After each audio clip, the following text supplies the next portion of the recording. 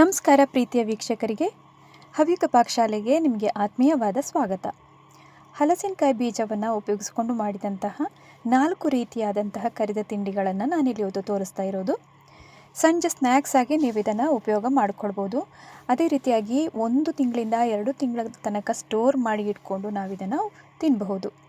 4 ಕೂಡ ಡಿಫ್ರೆಂಟಾಗಿ ಬಂದಿರುತ್ತೆ, ಅಷ್ಟೇ ಅದ್ಭುತವಾದಂತಹ ರುಚಿಯನ್ನು ಕೂಡ ಹೊಂದಿರುತ್ತೆ. ನಿಪ್ಪಟ್ಟಾಗಿರಬಹುದು, ಸೇಮೆ ಆಗಿರಬಹುದು, ಚಕ್ಕುಲಿ ಎಲ್ಲನೂ ಡಿಫ್ರೆಂಟ್ ಆಗಿರುತ್ತೆ. ಬನ್ನಿ ಪ್ರತಿಯೊಂದನ್ನು ಮಾಡೋದನ್ನು ವಿವರಿಸ್ತಾ ಹೋಗ್ತೀನಿ. 4 ಐಟಮನ್ನು ಒಟ್ಟಿಗೆ ನಾನಿಲ್ಲಿ ಮಾಡಿರೋದನ್ನು ತೋರಿಸಿದ್ದೀನಿ. ಹಾಗಾಗಿ ಸ್ವಲ್ಪ ಲೆಂದಿಯಾದಂತಹ ವಿಡಿಯೋ, ಎಷ್ಟಾಗುತ್ತೋ ಅಷ್ಟು ಎಡಿಟಿಂಗನ್ನು ಮಾಡಿ ನಾನಿದನ್ನು ಪ್ರಸ್ತುತಪಡಿಸಿದ್ದೀನಿ. ಮೊದಲಿಗೆ ಈಗ ಇಲ್ಲಿ ಚಕ್ಕಲಿಯನ್ನು ಮಾಡೋಣ. ತುಂಬ ಸಾಫ್ಟಾಗಿ ಅಷ್ಟೇ ರುಚಿಕರವಾಗಿ ಬಂದಿರುತ್ತೆ. ಈಗ ಇಲ್ಲಿ ಬೇಯಿಸಿರುವಂತಹ ಹಲಸಿನಕಾಯಿ ಬೀಜಗಳನ್ನು ನಾನು ತಗೊಂಡಿದ್ದೀನಿ. ಕುಕ್ಕರಲ್ಲಿ 3 ರಿಂದ 4 ಸೀಟಿ ಆಗುವಷ್ಟು ಕೂಗಿಸ್ಬೇಕು. ಆಮೇಲೆ ನೋಡಿ ಈ ಥರ ಸಿಪ್ಪೆಯನ್ನು ತೆಕ್ಕೊಂಡು ಇಟ್ಕೊಳ್ಬೇಕಿಲ್ಲಿ. ನೋಡಿ ಚೆನ್ನಾಗಿ ಅದನ್ನು ಸಿಪ್ಪೆ ಎಲ್ಲ ತೆಗೆದಾದ ನಂತರ ಒಂದು ಸಣ್ಣ ಮಿಕ್ಸಿ ಜಾರಲ್ಲಿ ಹಾಕಿ ರುಬ್ಕೊಳ್ಬೇಕಾಗುತ್ತೆ. ನಾನಿಲ್ಲಿ ಒಂದು ಹತ್ರ ಒಂದು 30 ರಿಂದ 35 ಆಗುವಷ್ಟು ಹಲಸಿನ ಬೀಜಗಳನ್ನು ತಗೊಂಡಿದ್ದೀನಿ. ಇನ್ನು ನೀರನ್ನು ಹಾಕಿ ಸ್ವಲ್ಪನೂ ಇದರಲ್ಲಿ ಕಾಳಿನ ಅಂಶ ಇಲ್ಲದಂಗೆ ಅಷ್ಟು ಫೈನಾಗಿ ಅಂದರೆ ಅಷ್ಟು ನುಣ್ಣಗೆ ರುಬ್ಕೊಂಡು ತರಬೇಕು. ಈಗ ನೋಡ್ತಿದ್ದೀರಲ್ಲ, ತುಂಬ ಅಂದರೆ ತುಂಬ ನುಣ್ಣಗಾದಂತಹ ಇದನ್ನು ಸೈಡಲ್ಲಿ ಇಟ್ಟಿರೋಣ. ನೆಕ್ಸ್ಟ್ ಇನ್ನೊಂದು ಮಿಕ್ಸಿ ಜಾರನ್ನು ತಗೊಂಡು ಅದಕ್ಕೆ 1 ಕಪ್ ಆಗುವಷ್ಟು ಪುಟಾಣಿಯನ್ನು ಹಾಕಿ, ಅಂದರೆ ಹುರಿಗಡಲೆಯನ್ನು ಹಾಕಿ ಚೆನ್ನಾಗಿ ಗ್ರೈಂಡ್ ಮಾಡಿಕೊಂಡು ತಂದಿದ್ದೀನಿ. ನೈಸಾಗಿ ಪುಡಿ ಮಾಡ್ಕೊಳ್ಬೇಕು. ಇನ್ನು ಅದನ್ನು ತೆಗೆದು ಒಂದು ತಟ್ಟೆಗೆ ಹಾಕ್ತಾಯಿದ್ದೀನಿ. ದೊಡ್ಡ ತಟ್ಟೆ ತಗೊಳ್ಳಿ, ನಾವೀಗ ಚಕ್ಕುಲಿ ಎಲ್ಲ ಇದರಲ್ಲೇ ಮಾಡ್ಕೊಳ್ಳುವಂಥದ್ದು. ಈಗ ಪುಟಾಣಿಯನ್ನು ನಾವು ರುಬ್ಬಿರುವಂಥದ್ದನ್ನು ಹಾಕಿ ಆದ ನಂತರ 1 ಕಪ್ ಆಗುವಷ್ಟು ಅಕ್ಕಿ ಹಿಟ್ಟನ್ನು ಹಾಕ್ಕೊಂಡಿದ್ದೀನಿ.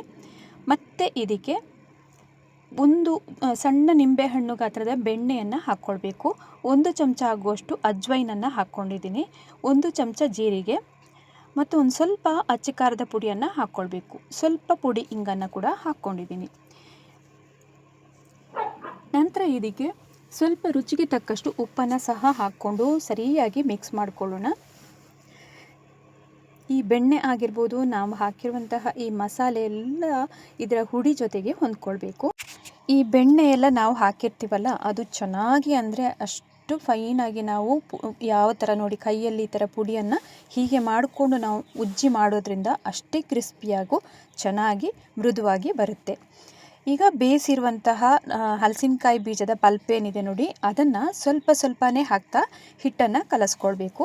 ನೀರನ್ನು ಹಾಕೋದಕ್ಕೆ ಹೋಗಬೇಡಿ. ನಾವಿಲ್ಲಿ ನೀರಿನ ಬದಲಾಗಿ ಹಲಸಿನಕಾಯಿ ಬೀಜದ ಹಿಟ್ಟನ್ನು ಹಾಕ್ಕೊಳ್ಳುವಂಥದ್ದು. ಎಷ್ಟು ಹಿಡಿಸುತ್ತೋ ಅಷ್ಟನ್ನು ಹಾಕ್ಕೊಂಡು ನೀವು ಈ ಥರ ನೋಡಿ ಹಿಟ್ಟನ್ನು ರೆಡಿ ಮಾಡ್ಕೊಳ್ಬೇಕು. ನೋಡಿ ಚೆನ್ನಾಗಿ, ಅಂದರೆ ತುಂಬ ಸಾಫ್ಟಾಗಿ ಕೂಡ ಮಾಡ್ಕೊಳ್ಬಾರ್ದು, ತುಂಬ ಗಟ್ಟಿಗೂ ಬೇಡ, ಮೀಡಿಯಮ್ ಆಗಿ ಚಪಾತಿ ಹಿಟ್ಟಿಗಿಂತ ಒಂದು ಸ್ವಲ್ಪ ತೆಳ್ಳಗೆ ಕಲಸ್ಕೊಂಡು ಇಟ್ಕೊಂಡಿರಿ. ನಂತರ ಚಕ್ಕಲಿ ಒರಳಿನಲ್ಲಿ ಹಾಕಿ ನಾವೀಗ ಚಕ್ಕಲಿಯನ್ನು ಮಾಡ್ಕೊಳ್ಳೋಣ. ಒರಳಿಗೆ ಬೇಕು ಅಂತಂದರೆ ಒಂದು ಸ್ವಲ್ಪ ಎಣ್ಣೆನೋ ಗ್ರೀಸ್ ಏನಾದರೂ ಮಾಡ್ಕೊಳ್ಬೋದು. ಇನ್ನು ಚಕ್ಕಲಿ ಹಿಟ್ಟನ್ನು ಸಿಲಿಂಡರ್ ಆಕಾರದಲ್ಲಿ ಮಾಡಿಕೊಂಡು ಇದರ ಒಳಗಡೆ ಹಾಕಿ ಚಕ್ಕಲಿಯನ್ನು ಮಾಡ್ಕೊಳ್ಳೋಣ. ಎಷ್ಟು ಅದ್ಭುತವಾಗಿ ಬಂದಿರುತ್ತೆ ಅಂತಂದರೆ ಯಾವ ಚಕ್ಕಲಿಗಂತೂ ಕಡಿಮೆ ಇಲ್ಲ. ಹಲಸಿನಕಾಯಿ ಬೀಜದಲ್ಲಿ ನಾನು ಈಗಾಗಲೇ ಮುರುಕು ರೆಸಿಪಿಯನ್ನು ಮಾಡಿ ತೋರಿಸಿದ್ದೀನಿ. ಬೆಣ್ಣೆ ಮುರುಕು ಅಷ್ಟೇ ಸಾಫ್ಟಾಗಿ ಬಂದಿರುತ್ತೆ. ಅದು ಸಹ ನಾವಿಲ್ಲಿ ಮಸಾಲೆಯನ್ನು ಹಾಕಿ ಸ್ವಲ್ಪ ಡಿಫ್ರೆಂಟಾಗಿ ತೋರಿಸಿದ್ದೀನಿ ಚಕ್ಕಲಿ. ಇದಂತೂ ಅದ್ಭುತವಾಗಿ ಬಂದಿರುತ್ತೆ. ಮನೆಯಲ್ಲಿ ನೀವು ಕೂಡ ಹಲಸಿನಕಾಯಿ ಈಗ ಸಿಗುವಂಥ ಸೀಸನ್ ಅಲ್ವಾ, ಈ ಟೈಮಲ್ಲಿ ಮಾಡಿ ಇಟ್ಕೊಂಡ್ರೆ ತುಂಬಾ ರುಚಿಯಾಗಿ ಬರುತ್ತೆ. ಆದಷ್ಟು ಸ್ವಲ್ಪ ಫ್ರೆಶ್ ಆಗಿರುವಾಗಲೇ ಮಾಡ್ಕೊಳ್ಳಿ ಹಲಸಿನಕಾಯಿ ಬೀಜ ಎಲ್ಲ. ಈಗ ನೋಡಿ ಎಲ್ಲ ಚಕ್ಕಲಿಯನ್ನು ಮಾಡ್ಕೊಂಡಿದ್ದೀನಿ. ಇನ್ನು ಕಾದ ಎಣ್ಣೆಯಲ್ಲಿ ಒಂದೊಂದನ್ನಾಗಿ ಹಾಕಿ ಕರೆದು ತಗೊಳ್ಳೋಣ. ಇನ್ನು 2 ಬದಿಯನ್ನು ಚೆನ್ನಾಗಿ ಇದನ್ನು ಬೇಯಿಸ್ಕೊಳ್ಬೇಕಾಗತ್ತೆ. ಗೋಲ್ಡನ್ ಬ್ರೌನ್ಗಿಂತ ಒಂದು ಸ್ವಲ್ಪ ಜಾಸ್ತಿನೇ ಆಗಬೇಕು. ಡೀಪ್ ಫ್ರೈ ಮಾಡಿ ತಗೊಳ್ಬೇಕು. ತುಂಬ ಲೋ ಫ್ಲೇಮಲ್ಲಿ ಇಟ್ಕೊಂಡು ಇದನ್ನು ಮಾಡ್ಕೊಳ್ಳಿ ಚಕ್ಕಲಿಯನ್ನು ಯಾವತ್ತೂ ಕೂಡ. ನೋಡಿ 1ನೇ ಸಲದ್ದನ್ನು ತೆಗೆದಿದ್ದೀನಿ, ನೋಡ್ತಿರ್ಬೋದಲ್ಲ, ಅಷ್ಟು ಚೆನ್ನಾಗಿ ಬಂದಿರುತ್ತೆ. 2ನೇ ಸಲದ್ದನ್ನು ಕೂಡ ಮಾಡಿ ತಗೊಳ್ಳೋಣ.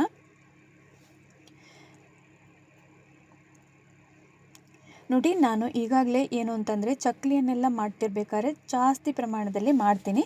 1 ವಾರನೋ 2 ವಾರನೋ ಎಷ್ಟು ದಿವಸಕ್ಕೆ ಬರುತ್ತೆ. ತುಂಬ ರುಚಿಕರವಾಗಿ ಕೂಡ ಬಂದಿರುತ್ತೆ. ಹಾಗಾಗಿ ಮನೆಯಲ್ಲಿ ಮಾಡಿದಾಗ ಖಾಲಿ ಆಗೋಗುತ್ತೆ ಬೇಗನೆ, ಅದಕ್ಕಾಗಿ ಜಾಸ್ತಿನೇ ಮಾಡ್ತೀನಿ. ನೋಡಿದ್ರಲ್ವಾ ಎಷ್ಟು ಸೂಪರಾಗಿ ಚಕ್ಕಲಿಯನ್ನು ಮಾಡ್ಕೊಳ್ಬೋದು ಅಂತ. ಮಸಾಲ ಚಕ್ಕಲಿ ಅಂತಲೂ ಕರಿಬೋದು. ಇನ್ನು ಸೆಕೆಂಡ್ ರೆಸಿಪಿ ಬಂದು ನಾನಿಲ್ಲಿ ತೋರಿಸಿರುವಂಥದ್ದು ಹಲಸಿನಕಾಯಿ ಬೀಜದಿಂದ ಚಿಪ್ಸನ್ನು ಮಾಡೋದು ಹೇಗೆ ಅಂತ ನೋಡೋಣ. ನೋಡಿ, ಅದು ಸಹ ಅಷ್ಟೇ ಗರಿಗರಿಯಾಗಿ ಬಂದಿರುತ್ತೆ. ತಡ ಮಾಡದೆ ಹಾಗಾದರೆ ಚಿಪ್ಸನ್ನು ಹೇಗೆ ಮಾಡೋದು ಅಂತ ನೋಡ್ಕೊಂಡು ಬರೋಣ. ಹಲಸಿನಕಾಯಿ ಬೀಜದ ಚಿಪ್ಸನ್ನು ಮಾಡೋದಕ್ಕೆ ಇಲ್ಲಿ ಹಲಸಿನಕಾಯಿ ಬೀಜಗಳನ್ನು ನಾವೊಂದು 2 ದಿವಸ ಮುಂಚೆನೇ ಸ್ವಲ್ಪ ನೆಲದಲ್ಲಿ ನಾವು ಹರಡಿ ಇಟ್ಟಾಗ ನಿಮಗೆ ಸಿಪ್ಪೆ ತೆಗೆಯೋದಕ್ಕೆ ಈಸಿಯಾಗಿ ಬರುತ್ತೆ. ಒಟ್ಟಿನಲ್ಲಿ ನಮಗೆ ಹೊರಗಿನ ಸಿಪ್ಪೆಯನ್ನು ನಾವು ನೀಟಾಗಿ ತೆಕ್ಕೊಳ್ಬೇಕಾಗತ್ತೆ. ನೀವು ಹೇಗೆ ನಿಮಗೆ ಅನುಕೂಲ ಆಗುತ್ತೆ ಹಾಗೆ ಮಾಡ್ಕೊಳ್ಬೋದು. ಬಟ್ ಆದರೆ ನಿಮಗೆ ಫ್ರೆಶ್ ಆಗಿರುವಾಗಲೇ ಇದನ್ನು ಮಾಡ್ಕೊಳ್ಬೇಕಾಗತ್ತೆ. ಪ್ರತಿಯೊಂದು ಎಣ್ಣೆಯಲ್ಲಿ ಕರೆದ ಐಟಮನ್ನು ಮಾಡುವಾಗಲೂ ಅಷ್ಟೇ ಹಲಸಿನಕಾಯಿ ಬೀಜವನ್ನು ಫ್ರೆಶ್ ಆಗಿ ಉಪಯೋಗಿಸಿ. ಈಗ ಪ್ರತಿಯೊಂದು ಹಲಸಿನಕಾಯಿ ಬೀಜದಿಂದನೂ ಸಿಪ್ಪೆಯನ್ನು ಸಪ್ರೇಟ್ ಮಾಡಿ ನೋಡಿ ನೀಟಾಗಿ ಇಟ್ಕೊಂಡಿದ್ದೀನಿ. ಇನ್ನೀಗ ಈ ಥರದ ಒಂದು ಚಿಪ್ಸ್ ಮೇಕರನ್ನು ತಗೊಳ್ಳಿ. ಆದಷ್ಟು ಸ್ವಲ್ಪ ತೆಳ್ಳಗೆ ಸ್ಲೈಸ್ ಬಂದಷ್ಟು ಒಳ್ಳೆಯದು. ಇನ್ನು ಈ ಹಲಸಿನಕಾಯಿ ಬೀಜ ಏನಿದೆ ನೋಡಿ, ಇದು ತುಂಬಾ ಸಣ್ಣದಾಗಿರುತ್ತೆ. ಆದಷ್ಟು ಹುಷಾರಾಗಿ ಇದನ್ನು ಸ್ಲೈಸ್ ಮಾಡಿಕೊಳ್ಬೇಕು. ಇನ್ನು ಕೆಲವೊಂದು ಹಲಸಿನಕಾಯಿ ಬೀಜಗಳು ತೀರಾ ಸಣ್ಣದಾಗಿರುತ್ತೆ, ಅದರಲ್ಲಿ ನಮಗೆ ಚಿಪ್ಸ್ ಮಾಡೋದಕ್ಕೆ ಬರೋದಿಲ್ಲ. ಆದಷ್ಟು ನೋಡಿ ಈ ಥರದ ಸ್ವಲ್ಪ ದೊಡ್ಡಕ್ಕಿರುವಂತಹ ಬೀಜವನ್ನು ತಗೊಂಡ್ರೆ ನಮಗೆ ಈಸಿಯಾಗಿ ಚಿಪ್ಸ್ ಮಾಡೋದಕ್ಕೂ ಬರುತ್ತೆ. ಈಗಾಗಲೇ ನಾನು ಎಲ್ಲ ಹಲಸಿನಕಾಯಿ ಬೀಜಗಳನ್ನು ಸಹ ಚಿಪ್ಸ್ ಮಾಡಿ ಇಟ್ಕೊಂಡಿದ್ದೀನಿ, ಸ್ಲೈಸ್ ಮಾಡಿ. ಇನ್ನು ಇದನ್ನು ಒಂದು ಸೈಡಲ್ಲಿ ಇಟ್ಟು ನಾವಿದಕ್ಕೆ ಕೊನೆಯಲ್ಲಿ ನಾವು ಕರೆದು ತಗೊಂಡಾಗ ಹಾಕುವಂತಹ ಮಸಾಲೆಗಳನ್ನೆಲ್ಲ ರೆಡಿ ಮಾಡ್ಕೊಳ್ಳೋಣ. ನಾನಿಲ್ಲಿ 1 ಚಮಚ ಆಗುವಷ್ಟು ಬ್ಲ್ಯಾಕ್ ಸಾಲ್ಟನ್ನು ಹಾಕ್ಕೊಂಡಿದ್ದೀನಿ. ರುಚಿಗೆ ತಕ್ಕಷ್ಟು ಸ್ವಲ್ಪ ಅಚ್ಕಾರದ ಪುಡಿ, ಸ್ವಲ್ಪ ಜೀರಾ ಪೌಡ್ರ್, ಆಮೇಲೆ ಕೊತ್ತಂಬರಿ ಪೌಡರ್, ಆಮೇಲೆ ಸ್ವಲ್ಪ ಚಾಟ್ ಮಸಾಲವನ್ನು ಹಾಕ್ಕೊಳ್ಬೇಕು. ಆಮೇಲೆ ಲಾಸ್ಟಲ್ಲಿ ಒಂದು ಸ್ವಲ್ಪ ಇಂಗನ್ನು ಹಾಕಿ ಚೆನ್ನಾಗಿ ಮಿಕ್ಸ್ ಮಾಡಿಕೊಂಡು ಸೈಡಲ್ಲಿ ಇಟ್ಕೊಳ್ಳೋಣ.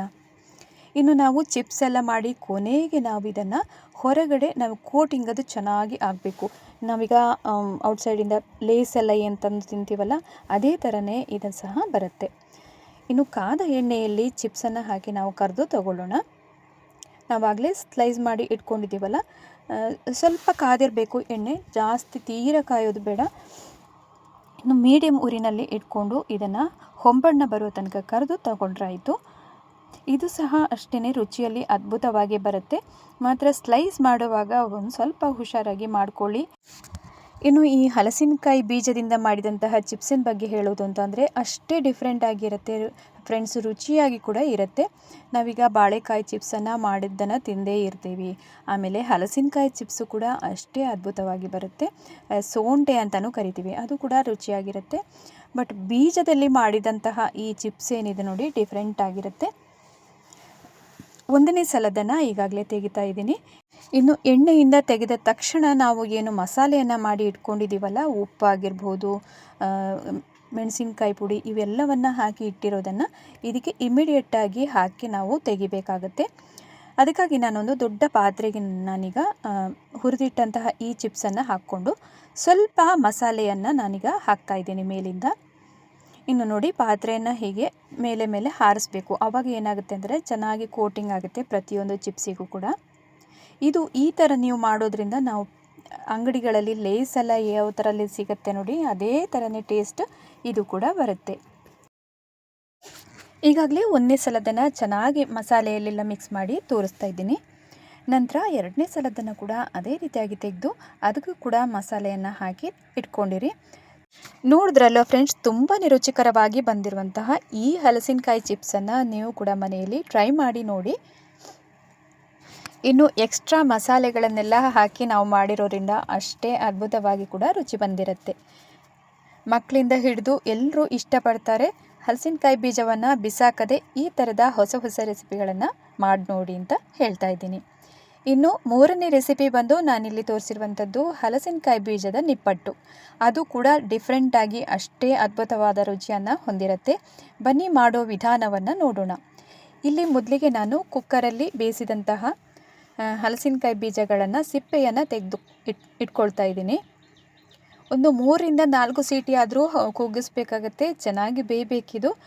ಇನ್ನು ಬೆಂದಿರುವಂತಹ ಈ ಹಲಸಿನಕಾಯಿ ಬೀಜಗಳನ್ನು ಮಿಕ್ಸಿ ಜಾರಲ್ಲಿ ಹಾಕಿ ರುಬ್ಬೋದಕ್ಕೆ ಒಂದು ಸ್ವಲ್ಪ ನೀರನ್ನು ಹಾಕಿ ನುಣ್ಣಗೆ ರುಬ್ಕೊಳ್ಳೋಣ.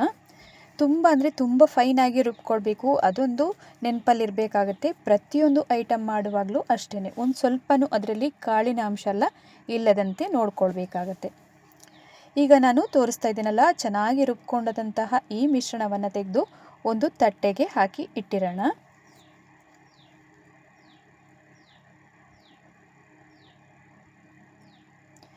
ಅಕಸ್ಮಾತ್ ನಿಮಗೆಲ್ಲಾದರೂ ನೀರು ಕಮ್ಮಿ ಆಯಿತು ಮಿಡ್ಲಲ್ಲಿ ಅಂತಂದರೆ ಮತ್ತೆ ಒಂದು ಸ್ವಲ್ಪ ನೀರನ್ನು ಹಾಕ್ಕೊಂಡು ಈ ಥರ ಗಟ್ಟಿಗೆ ರುಬ್ಕೊಂಡು ಇಟ್ಕೊಂಡಿರಬೇಕು.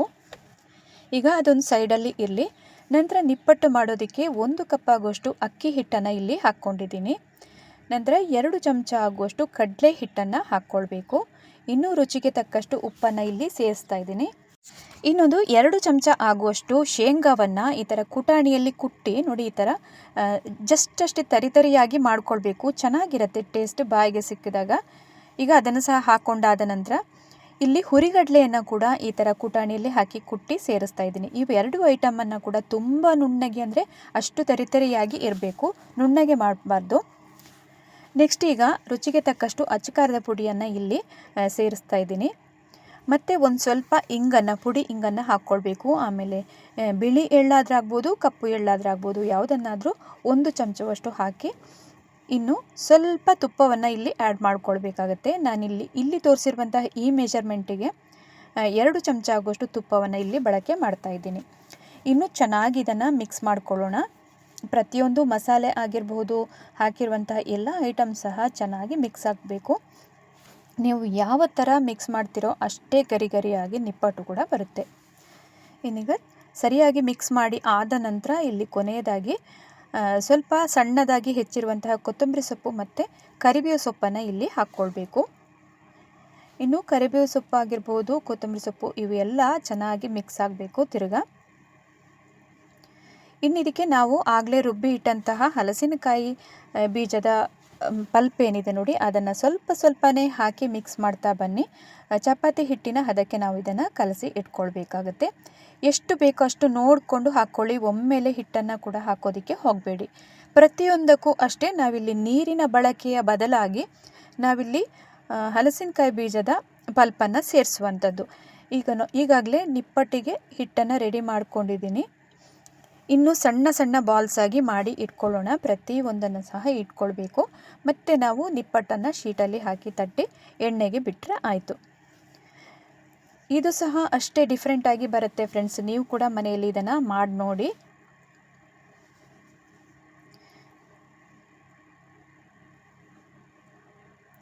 ಈಗಾಗಲೇ ಎಲ್ಲವನ್ನ ಉಂಡೆಗಳನ್ನಾಗಿ ಮಾಡಿ ಇಟ್ಕೊಂಡಿದ್ದೀನಿ. ನಂತರ ಇದನ್ನು ಒಂದು ಸೈಡಲ್ಲಿ ಇಡೋಣ. ಇಲ್ಲಿ ನಿಪ್ಪಟ್ಟನ್ನು ತಟ್ಟೋದಕ್ಕೆ ನಾನಿಲ್ಲಿ ಆಡಿ ಯೂನಿ ರ್ಯಾಪರನ್ನು ಬಳಸ್ತಾ ಇದ್ದೀನಿ. ನೀವು ಇದು ಇಲ್ಲ ಅಂತಂದರೆ ಪ್ಲಾಸ್ಟಿಕ್ ಶೀಟನ್ನಾದರೂ ಬಳಸ್ಬೋದು, ಅಥವಾ ಬಾಳೆ ಎಲೆಯನ್ನಾದರೂ ತಟ್ಟೋದಕ್ಕೆ ಉಪಯೋಗ ಮಾಡ್ಕೊಳ್ಬೋದು. ಇನ್ನು ಅದರ ಮೇಲೆ ಒಂದು ಸ್ವಲ್ಪ ಕೊಬ್ಬರಿ ಎಣ್ಣೆಯನ್ನು ಸವರಿ 2 ಸೈಡಿಗೆ ನೋಡಿ ಈ ಥರ ಮಾಡ್ಕೊಳ್ಬೇಕು. 2 ಸೈಡಿಗಲ್ಲ, ಇಡೀ ಶೀಟಿಗೂ ಹಾಕ್ಕೊಳ್ಬೇಕು. ಆಮೇಲೆ ಒಂದೊಂದು ಉಂಡೆಗಳನ್ನು ಇಟ್ಕೊಂಡು ನೋಡಿ ಈ ಥರ ಫೋಲ್ಡ್ ಮಾಡಿ, ಇನ್ನು ಇದಕ್ಕೆ ತಟ್ಟೋದಕ್ಕೆ ಒಂದು ಸಣ್ಣ ಈ ಥರ ಬೌಲನ್ನಾದರೂ ತಗೊಳ್ಬೋದು.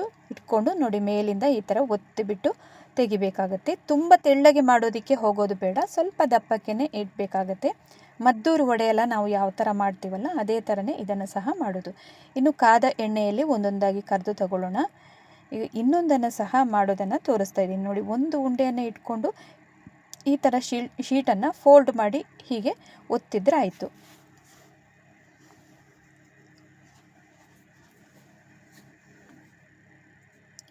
ಆದಷ್ಟು ನಿಪ್ಪಟ್ಟೆಲ್ಲ ಮಾಡ್ಕೊಳ್ಬೇಕಾದ್ರೆ ತುಂಬ ಕ್ರಿಸ್ಪಿಯಾಗಿ ಬರಬೇಕು ಅಂತಂದರೆ ನೀವು ತುಪ್ಪವನ್ನು ಹಾಕ್ಕೊಳ್ಬೇಕು, ಅಥವಾ ನಾವು ಕಾಯಿಸೋದಕ್ಕೆ ಎಣ್ಣೆಯನ್ನು ಇಡ್ತೀವಲ್ಲ ಅದೇ ಎಣ್ಣೆಯನ್ನು ತೆಗೆದು 1 ಸೌಟ್ ಆಗುವಷ್ಟು ಹಾಕಿದರೂ ಕೂಡ ತುಂಬ ರುಚಿಯಾಗಿ ಬರುತ್ತೆ. ಕೆಲವೊಮ್ಮೆ ಹಾಗೂ ಕೂಡ ಮಾಡೋದಿದೆ.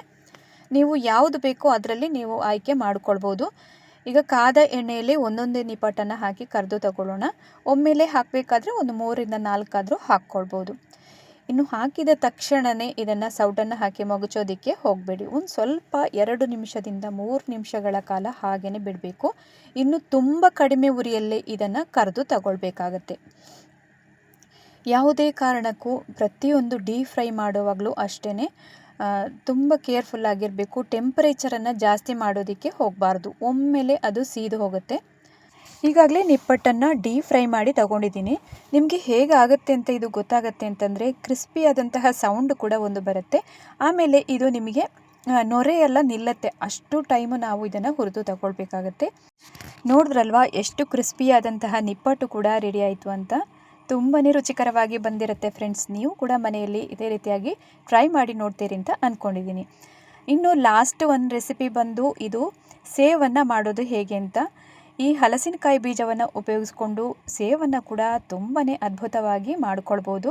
ಇದನ್ನು ಕೂಡ ಹೇಗೆ ಮಾಡೋದು ಅಂತ ಇವತ್ತಿನ ವಿಡಿಯೋದಲ್ಲಿ ಲಾಸ್ಟಲ್ಲಿ ನೋಡ್ತಾ ಬರೋಣ. ಈಗ ಈ ಸೇವ್ ಮಾಡೋದಕ್ಕೆ ಹಲಸಿನಕಾಯಿ ಬೀಜವನ್ನು ಕುಕ್ಕರಲ್ಲಿ ಹಾಕಿ ಬೇಯಿಸಿರಬೇಕು. ಒಂದು 3ರಿಂದ 4 ಸೀಟಿಯೆಲ್ಲ ಕೂಗಿಸಿ ಆದ ನಂತರ ನೋಡಿ ಈ ಥರ ಸ್ವಲ್ಪ ತಣ್ಣಗಾದ ಮೇಲೆ ಹೊರಗಿನ ಸಿಪ್ಪೆಯನ್ನೆಲ್ಲ ನೀಟಾಗಿ ತೆಕ್ಕೊಂಡಿರಬೇಕು. ನೋಡಿ ಚೆನ್ನಾಗಿ ಸಿಪ್ಪೆಯನ್ನು ತೆಗೆದಾದ ನಂತರ ಮಿಕ್ಸಿ ಜಾರಲ್ಲಿ ಹಾಕಿ ಸ್ವಲ್ಪ ನೀರನ್ನು ಹಾಕಿ ರುಬ್ಕೊಳ್ಬೇಕಾಗತ್ತೆ. ನುಣ್ಣಗೆ ಅಂದರೆ ಅಷ್ಟು ಫೈನಾಗಿ ರುಬ್ಕೊಳ್ಬೇಕು. ನಾವೀಗ ನಿಪ್ಪಟ್ಟಿಗಾಗಿರಬಹುದು, ಚಕ್ಕಲಿಗೆಲ್ಲ ರುಬ್ಕೊಳ್ತೀವಲ್ಲ ಅದೇ ಥರನೇ ರುಬ್ಕೊಳ್ಳೋದು. ಇನ್ನು ನೀರು ಹಾಕಿ ಆದ ನಂತರ ರುಬ್ಕೊಂಡು ತಂದಿದ್ದನ್ನು ತೋರಿಸ್ತಾ ಇದ್ದೀನಿ ನೋಡಿ. ಈ ಸೇವ್ ಮಾಡಬೇಕಾದ್ರೆ ಒಂದು ಕೇರ್ಫುಲ್ ಆಗಿರಬೇಕಾಗತ್ತೆ. ನಾವು ಸೇವಿನ ಅಚ್ಚೆ ಏನಿದೆ ನೋಡಿ ಅದು ತುಂಬಾ ಸಣ್ಣದಾಗಿರುತ್ತೆ. ಅದಕ್ಕೋಸ್ಕರ ಒಂದು ಸ್ವಲ್ಪ ಇದರಲ್ಲಿ ಕಾಳಿನ ಅಂಶ ಎಲ್ಲ ಇರಬಾರ್ದು. ಆ ಥರ ನುಣ್ಣಗೆ ರುಬ್ಕೊಳ್ಬೇಕು. ಅದಕ್ಕಾಗಿ ಚೆನ್ನಾಗಿ ಬೇಯಿಸಿರಬೇಕು ಒಂದು. ಮತ್ತೊಂದು ಅದರ ಹೊರಗಿನ ಸಿಪ್ಪೆಯನ್ನೆಲ್ಲ ತೆಗೆದಿರಬೇಕಾಗತ್ತೆ. ಈಗ ಅದು ರುಬ್ಬಿದಂತಹ ಆ ಹಲಸಿನಕಾಯಿ ಬೀಜದ ಪಲ್ಪ್ ಒಂದು ಸೈಡಲ್ಲಿ ಇಟ್ಟಿರೋಣ. ನೆಕ್ಸ್ಟ್ ಈಗ 1 ಕಪ್ ಆಗುವಷ್ಟು ಕಡಲೆ ಹಿಟ್ಟನ್ನು ತಗೊಂಡು ಅದನ್ನು ಜರಡಿ ಹಿಡ್ಕೊಳ್ಬೇಕಾಗತ್ತೆ. ಸೇವನ್ನು ಮಾಡೋದಕ್ಕೆ ನಾವು ಕಡಲೆ ಹಿಟ್ಟನ್ನು ಬಳಸಬೇಕಿಲ್ಲಿ. ಸೇವೆಲ್ಲ ಮಾಡಬೇಕಾದ್ರೆ ಜರಡಿ ಹಿಡ್ಕೊಂಡೇ ನಾವು ಕಡಲೆ ಹಿಟ್ಟನ್ನು ಉಪಯೋಗಿಸ್ಬೇಕಾಗತ್ತೆ. ಈಗ ಜರಡಿ ಹಿಡಿದಂತಹ ಈ ಕಡಲೆ ಹಿಟ್ಟನ್ನು ಒಂದು ಸೈಡಲ್ಲಿ ಇಟ್ಟಿರೋಣ. ನೆಕ್ಸ್ಟ್ ಇನ್ನೊಂದು ದೊಡ್ಡ ತಟ್ಟೆಯನ್ನು ತಗೊಂಡು ಅದಕ್ಕೆ ಈಗ ನಾವು ರುಬ್ಬಿ ಇಟ್ಟಿರುವಂತಹ ಈ ಹಲಸಿನಕಾಯಿ ಬೀಜದ ಪಲ್ಪ್ ಏನಿದೆ ನೋಡಿ ಅದನ್ನು ಈಗ ಹಾಕ್ಕೊಳ್ತಾ ಇದ್ದೀನಿ. ನಂತರ ಇದಕ್ಕೆ ಹಾಕುವಂಥದ್ದು ನಾವೀಗ ಸ್ವಲ್ಪ ರುಚಿಗೆ ತಕ್ಕಷ್ಟು ಉಪ್ಪನ್ನು ಹಾಕ್ಕೊಳ್ಬೇಕು. ಇನ್ನಿಲ್ಲಿ ಅರ್ಧ ಚಮಚ ಆಗುವಷ್ಟು ಅಚ್ಚಕಾರದ ಪುಡಿಯನ್ನು ಇಲ್ಲಿ ಹಾಕ್ತಾ ಇದ್ದೀನಿ. ನಂತರ ಸ್ವಲ್ಪ ಹುಡಿ ಇಂಗನ್ನು ಇಲ್ಲಿ ಹಾಕ್ಕೊಳ್ಬೇಕು. ಟೇಸ್ಟಿಯಾಗಿರುತ್ತೆ. ಈಗ ಮಸಾಲ ಸೇವನ್ನು ಮಾಡುವಾಗ ಈ ಥರನೇ ಮಾಡ್ಕೊಳ್ಳೋದು. ನಿಮಗೆ ಪ್ಲೈನಾಗಿ ಮಾಡಬೇಕು ಅಂತಂದರೆ ಬರೀ ಉಪ್ಪನ್ನು ಮಾತ್ರ ಹಾಕಿ ಮಾಡ್ಕೊಳ್ಬೋದು. ಈಗ ಇವಿಷ್ಟನ್ನು ಹಾಕಿ ಆದ ನಂತರ ಚೆನ್ನಾಗೊಮ್ಮೆ ಮಿಕ್ಸ್ ಮಾಡ್ಕೊಳ್ಳೋಣ. ನಂತರ ನಾವಿದಕ್ಕೆ ಜರಡಿ ಹಿಡಿದಂತಹ ಕಡಲೆ ಹಿಟ್ಟನ್ನು ಹಾಕಿ ಮಿಕ್ಸ್ ಮಾಡಿಕೊಂಡ್ರೆ ಆಯಿತು. ಈಗಾಗಲೇ ಸರಿಯಾಗಿ ಮಿಕ್ಸ್ ಆದ ನಂತರ ನೋಡಿ ಜರಡಿ ಹಿಡಿದಂತಹ ಕಡಲೆ ಹಿಟ್ಟನ್ನು ಹಾಕ್ತಾಯಿದ್ದೀನಿ. ನೋಡಿಕೊಂಡು ಹಾಕ್ಕೊಳ್ಳಿ, ಒಮ್ಮೆಲೆ ಹಾಕೋದಕ್ಕೆ ಹೋಗಬೇಡಿ. ನಿಮಗೆ ಎಲ್ಲಾದರೂ ಹಾಕಿದಂತಹ ಹಲಸಿನಕಾಯಿ ಪಲ್ಪ್ ಏನಿದೆ ನೋಡಿ ಅದು ಕಡಿಮೆ ಆಯಿತು ಅಂತಂದರೆ ಮತ್ತೆ ಆ್ಯಡ್ ಮಾಡಿಕೊಂಡು ಕಲಿಸ್ಕೊಳ್ಳಿ. ಅಥವಾ ಕಡಲೆ ಹಿಟ್ಟನ್ನು ಒಂದು ಸ್ವಲ್ಪ ಕಡಿಮೆ ಹಾಕ್ಕೊಳ್ಬೋದು. ಹೇಗಾಗುತ್ತೋ ಹಾಗೆ ಮಾಡ್ಕೊಳ್ಬೋದು. ಇನ್ನು ಕೊನೆಯಲ್ಲಿ ಲಾಸ್ಟಲ್ಲಿ ನಾವೀಗ ಉಳಿದಿರುವಂಥ ಹಿಟ್ಟನ್ನು ಕೂಡ ಹಾಕ್ಕೊಂಡು ಚೆನ್ನಾಗೊಮ್ಮೆ ಕಲಿಸ್ಕೊಂಡು ಹಿಟ್ಟನ್ನು ರೆಡಿ ಮಾಡ್ಕೊಳ್ಳೋಣ. ಟೆಕ್ಸ್ಚರು ಯಾವ ಥರ ಬರಬೇಕು ಅಂತಂದರೆ ಚಕ್ಕಲಿ ಹಿಟ್ಟಿಗಿಂತೆಲ್ಲ ತುಂಬಾ ತೆಳ್ಳಗಾಗಿ ಮಾಡ್ಕೊಳ್ಬೇಕಾಗುತ್ತೆ.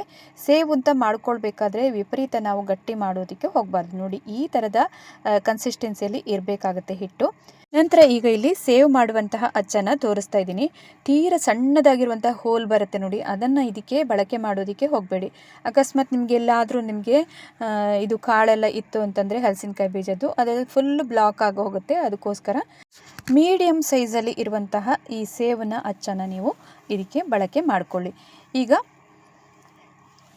ಸೇವಿನ ಅಚ್ಚಿಗೆ ಸ್ವಲ್ಪ ಸ್ವಲ್ಪನೇ ಹಿಟ್ಟನ್ನು ಹಾಕಿ ಇದನ್ನು ಲೋಡ್ ಮಾಡ್ತಾ ಇದ್ದೀನಿ. ಈ ಸೇವನ್ನು ತುಂಬ ಮಾಡೋದಕ್ಕಿಂತ ಹೋಗಿಲ್ಲ, ಒಂದು ಸ್ವಲ್ಪ ಅಷ್ಟೇ ಮಾಡಿದ್ದೀನಿ ಪ್ರಮಾಣದಲ್ಲಿ. ಒಮ್ಮೆಗೆ ಲೋಡ್ ಮಾಡಿ ನಾವು ಹಾಕುವಷ್ಟನ್ನು ಮಾತ್ರ ಮಾಡ್ಕೊಂಡಿರೋದು. ಎಲ್ಲವೂ ಅಷ್ಟೇ ಡಿಫ್ರೆಂಟಾಗಿ ಮಾಡುವಾಗ, ಹೊಸ ರುಚಿಯನ್ನು ಮಾಡುವಾಗ ಜಾಸ್ತಿ ಪ್ರಮಾಣದಲ್ಲಿ ಮಾಡೋದಕ್ಕೆ ಹೋಗಬೇಡಿ. ಈಗಾಗಲೇ ಎಣ್ಣೆಯನ್ನು ಬಿಸಿಗೆ ಇಟ್ಕೊಂಡಿದ್ದೀನಿ. ಕಾದ ಎಣ್ಣೆಯಲ್ಲಿ ಸ್ವಲ್ಪ ಸ್ವಲ್ಪನೇ ಹಾಕಿ ಕರೆದು ತಗೊಳ್ಳೋಣ. ಇನ್ನು ಈ ಸೇವೆಲ್ಲ ಮಾಡ್ಕೊಳ್ಬೇಕಾದ್ರೆ ಜಾಸ್ತಿ ಟೈಮು ತಗೊಳ್ಳೋದಿಲ್ಲ. 1 ನಿಮಿಷದಿಂದ 2 ನಿಮಿಷದಲ್ಲೆಲ್ಲ ನಮಗೆ ರೆಡಿ ಆಗಿ ಹೋಗುತ್ತೆ. ಅದಕ್ಕೋಸ್ಕರ ಆದಷ್ಟು ಮೀಡಿಯಮ್ ಉರಿನಲ್ಲೇ ಇಟ್ಕೊಂಡು ಇದನ್ನು ಮಾಡಿ ಕರೆದು ತಗೊಂಡ್ರೆ ಆಯಿತು. 2 ಬದಿನೂ ಚೆನ್ನಾಗಿ ಬೇಯಲಿ, ನೊರೆ ಎಲ್ಲ ನಿಲ್ಲಬೇಕು, ಅಲ್ಲಿ ತನಕ ನಾವು ಇದನ್ನು ಫ್ರೈ ಮಾಡ್ಕೊಳ್ಬೇಕಾಗುತ್ತೆ. ಈಗಾಗಲೇ 1ನೇ ಸಲದನ್ನು ಮಾಡಿ ತೆಗಿತಾ ಇದ್ದೀನಿ. ನಂತರ 2ನೇ ಸಲದನ್ನು ಕೂಡ ಅದೇ ರೀತಿಯಾಗಿ ಮಾಡಿ ಕರೆದು ತಗೊಳ್ಳೋಣ. ತುಂಬ ಸಾಫ್ಟಾಗಿ ಗರಿಗರಿಯಾಗಿ ಅಷ್ಟೇ ರುಚಿಕರವಾಗಿ ಬಂದಿರುತ್ತೆ. ನಾವು ಪ್ಲೇನ್ ಸೇವೆಲ್ಲ ಯಾವ ಥರ ಕಡಲೆ ಹಿಟ್ಟೆಲ್ಲ ಹಾಕಿ ಮಾಡಿ ತಿಂತೀವಲ್ಲ ಅದೇ ಥರದಿಂದ ಸ್ವಲ್ಪ ಜಾಸ್ತಿನೇ ರುಚಿಕರವಾಗಿ ಬರುತ್ತೆ ಅಂತ ಹೇಳ್ಬೋದು. ನೋಡಿದ್ರಲ್ವಾ, ಹಲಸಿನಕಾಯಿ ಬೀಜವನ್ನು ಬಿಸಾಕದೆ ತುಂಬಾ ವೆರೈಟಿಯಾಗಿ ನಾವು ಕರೆದ ತಿಂಡಿಗಳನ್ನು ಮಾಡ್ಕೊಳ್ಬೋದು ಅಂತ. ಇವತ್ತಿನ ಈ 4 ರೆಸಿಪಿಗಳು ನಿಮಗೆ ಇಷ್ಟ ಆಗಿದ್ದಲ್ಲಿ ಚಾನಲನ್ನು ಸಬ್ಸ್ಕ್ರೈಬ್ ಮಾಡ್ಕೊಳ್ಳಿ. ಹಾಗೆಯೇ ಈ ವಿಡಿಯೋಕ್ಕೊಂದು ಲೈಕ್ ಮಾಡಿ, ಶೇರ್ ಮಾಡಿ, ಸಪೋರ್ಟ್ ಮಾಡಿ ಅಂತ ಕೇಳ್ಕೊಳ್ತಾ ಇದ್ದೀನಿ. ಹವ್ಯಕ ಪಾಕಶಾಲೆಯಲ್ಲಿ ಇನ್ನೊಂದು ಹೊಸ ರುಚಿಯೊಂದಿಗೆ ಮತ್ತೊಮ್ಮೆ ನಾನು ನಿಮ್ಮನ್ನು ಭೇಟಿ ಆಗ್ತೀನಿ. ಅಲ್ಲಿ ತನಕ ನಮಸ್ಕಾರ.